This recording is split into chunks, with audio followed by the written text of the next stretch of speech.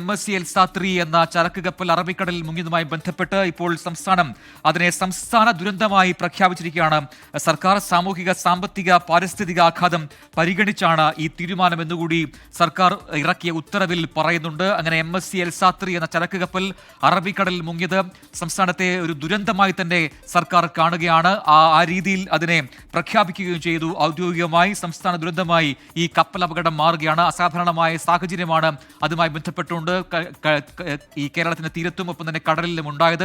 നിലവിൽ ഇപ്പോഴും ആശയങ്ങൾ പൂർണ്ണമായും ഒഴിഞ്ഞു പോയിട്ടുമില്ല. ആ സമയത്താണ് ആ അപകടത്തെ സംസ്ഥാന ദുരന്തമായി ഇപ്പോൾ സർക്കാർ പ്രഖ്യാപിക്കുകയും ചെയ്തിരിക്കുന്നത്. അതിൽ അന്വേഷണത്തിന് വഴിയുണ്ടാകുമോ എന്നുള്ള നിയമോപദേശങ്ങൾ നേരത്തെ തേടുകയും ചെയ്തിരുന്നു സർക്കാർ. അതിലൊക്കെ ഇനിയിപ്പോൾ കൂടുതൽ ശക്തമായ നടപടികൾ സർക്കാരിന്റെ ഭാഗത്തുനിന്നും ഉണ്ടാകും എന്നാണ് മനസ്സിലാക്കാൻ കഴിയുന്നത്. പ്രേക്ഷകർക്ക് കാണാം, ആ സർക്കാരിന്റെ ഉത്തരവിന്റെ പകർപ്പാണ് ഇപ്പോൾ 24 സ്ക്രീനിൽ പ്രേക്ഷകർക്ക് കാണാൻ കഴിയുന്നത്. MSC എൽസാ-3 എന്ന ചരക്ക് കപ്പൽ അറബിക്കടലിൽ മുങ്ങിയതുമായി ബന്ധപ്പെട്ട് ആ സംഭവത്തെ സംസ്ഥാന ദുരന്തമായി ഇപ്പോൾ സംസ്ഥാന സർക്കാർ പ്രഖ്യാപിച്ചിരിക്കുകയാണ്. ഷഫീദ് റാവുത്തർ കൂടുതൽ വിവരങ്ങളുമായി ചേരുകയാണ്. ഷഫീദ്, അങ്ങനെ സംസ്ഥാന സർക്കാർ ഈ കപ്പൽ അപകടത്തെ ഒരു ദുരന്തമായി തന്നെ പ്രഖ്യാപിക്കുന്നു. അതിന്റെ ഉത്തരവ് ഇപ്പോൾ ഇറങ്ങിയിട്ടുമുണ്ട്. എന്ത് കാര്യങ്ങൾ ഇപ്പോൾ ആ ഉത്തരവിൽ പറയുന്നുണ്ട്? വിശദാംശങ്ങൾ.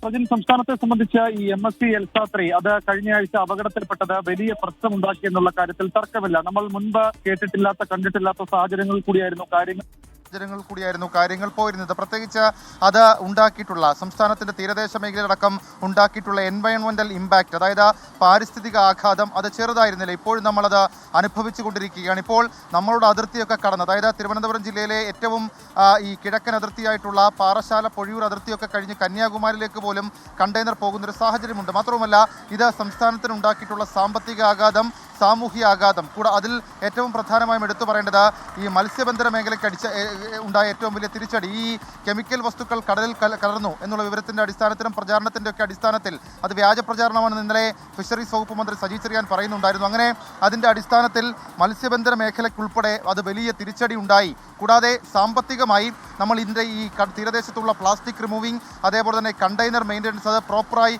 അതെടുത്ത് മാറ്റുക അടക്കമുള്ള കാര്യങ്ങൾ വലിയ സാമ്പത്തിക ബുദ്ധിമുട്ട് നമുക്കുണ്ടാക്കിയിട്ടുണ്ട്. ഇതൊക്കെ പരിഗണിച്ചുകൊണ്ടാണ് ഇപ്പോൾ MSC എൽസാ-3 മുങ്ങിയത് സംസ്ഥാന ദുരന്തമായി പ്രഖ്യാപിച്ചിപ്പോൾ സംസ്ഥാന സർക്കാർ ഉത്തരവിറക്കിയിട്ടുള്ളത്. ദുരന്ത നിവാരണ അതോറിറ്റിയുടെ വിശദമായ റിപ്പോർട്ടിന്റെ അടിസ്ഥാനത്തിലാണ് സംസ്ഥാന സർക്കാർ ഈ തീരുമാനത്തിലേക്ക് കടന്നത് എന്നുള്ളതും ഏറ്റവും ശ്രദ്ധേയമായിട്ടുള്ള കാര്യം. കേരളത്തെ സംബന്ധിച്ചിടത്തോളം ഈ തീരുമാനം നിർണായകമാണ്. കാരണം മെഡിറ്ററേനിയൻ ഷിപ്പിംഗ് കമ്പനിയായിട്ടുള്ള MSC എൽസാ-3ക്കെതിരെ, ആ കമ്പനിയുടെ എൽസാ-3 എന്ന് പറയപ്പെടുന്ന കപ്പലിനെതിരെ നമ്മൾ നിയമ നടപടിക്ക് ഒരുങ്ങുകയാണ്. പ്രത്യേകിച്ച് അന്താരാഷ്ട്ര കപ്പൽശാലയിലാണ് ഈ അപകടം നടന്നതെങ്കിലും ഇത് നമ്മളുടെ തീരത്ത്, നമ്മളുടെ കോസ്റ്റൽ ലൈനിൽ ഉണ്ടാക്കുന്ന പ്രശ്നങ്ങൾ ചെറുതല്ല എന്നുള്ള കാര്യം ചൂണ്ടിക്കാണിച്ചുകൊണ്ട് നിയമ നടപടിക്ക് ഒരുങ്ങാൻ ഇന്നലെ തന്നെ സംസ്ഥാന സർക്കാർ തീരുമാനിച്ചിരുന്നു. അതിൻ്റെ സാധ്യതകൾ തേടുകയാണ്. പ്രത്യേകിച്ച് ഡയറക്ടർ ജനറൽ ഓഫ് ഷിപ്പിംഗിൻ്റെ ഒക്കെ അഭിപ്രായത്തിൻ്റെ അടിസ്ഥാനത്തിൽ കേന്ദ്ര സർക്കാരിനെ ഈ വിവരം അറിയിച്ച് MSCയോട് ഈ വിഷയത്തിൽ നഷ്ടപരിഹാരം അടക്കമുള്ള കാര്യങ്ങൾ ആവശ്യപ്പെടാൻ സംസ്ഥാനം ഒരുങ്ങുന്നതിൻ്റെ ഭാഗമായി കൂടിയാണ് ഒരു പക്ഷേ ഇങ്ങനെ ഒരു നീക്കത്തിലേക്ക് സംസ്ഥാന സർക്കാർ കടന്നത് എന്നുള്ള കാര്യം വിലയിരുത്താൻ. നമ്മൾ ഇന്ന് രാവിലെയും MSC എൽസാ-3യിൽ നിന്ന് അടർന്നുപോയ, അല്ലെങ്കിൽ അതിൽ നിന്ന് അത് വഹിച്ചിരുന്ന കണ്ടെയ്നറുകൾ അത് കേരള തീരത്തിൻ്റെ പല ഭാഗങ്ങളിലേക്ക് അടുക്കുന്നതും മാത്രവുമല്ല അവിടെ സൂക്ഷിച്ചിരുന്ന അസംസ്കൃത വസ്തുക്കൾ, മറ്റ് പ്ലാസ്റ്റിക് വസ്തുക്കൾ അടക്കമുള്ള കാര്യങ്ങൾ അത് ഈ കടലിലേക്ക് അടിയുന്നു എന്നടക്കമുള്ള കാര്യങ്ങളിൽ നമ്മൾ വാർത്തകൾ കണ്ടതാണ്. സ്വാഭാവികമായും അത് സംസ്ഥാനത്തിന് വലിയ തലവേദനയായി മാറി എന്നുള്ള കാര്യം തർക്കമില്ല. അതടക്കമുള്ള കാര്യങ്ങൾ പരിഗണിച്ചുകൊണ്ടാണ് ഇപ്പോൾ സർക്കാർ ഇങ്ങനെ ഒരു തീരുമാനം എടുത്തിട്ടുള്ളത്. ദുരന്ത നിവാരണ അതോറിറ്റിയുടെ വിശദമായ റിപ്പോർട്ട് അടക്കമുള്ള കാര്യങ്ങൾ പരിഗണിച്ചുകൊണ്ടാണ് സംസ്ഥാന സർക്കാർ ഇതൊരു സംസ്ഥാന ദുരന്തമായി പ്രഖ്യാപിച്ച് ഇപ്പോൾ തീരുമാനമെടുത്തിട്ടുള്ളത്.